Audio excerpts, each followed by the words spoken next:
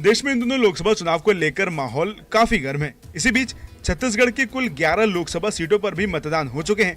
ऐसे में तमाम पार्टियां राज्य में पड़े वोटों के आधार पर चुनावी गुड़ा भाग कर रही हैं। लेकिन इसी बीच 4 जून को आने वाले रिजल्ट के बाद छत्तीसगढ़ में एक और चुनाव होने वाला है। दरअसल राज्य की 4 सीटों पर अब उपचुनाव की संभावनाएं बढ़ रही हैं। हालांकि किस सीट पर चुनाव होगा इसका फैसला 4 जून को आने वाले परिणाम के बाद ही होगा। लेकिन परिणाम आने से पहले ही इन सीटों पर नेता सक्रिय हो गए हैं। लेकिन अब जानिए कि किन सीटों पर उपचुनाव होने हैं।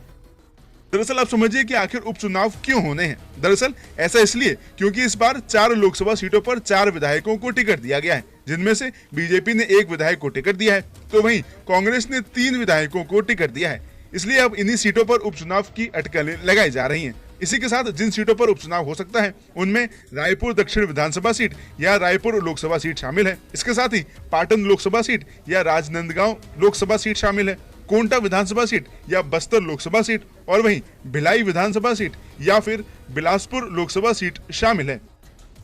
इसी के साथ आपको बताते चलें कि नियम के अनुसार यदि पहले से ही सांसद या विधायक कोई दूसरा चुनाव लड़ते हैं और उसमें जीत दर्ज करते हैं तो उन्हें एक पद छोड़ना पड़ता है। इस बार 4 विधायक चुनावी मैदान में हैं।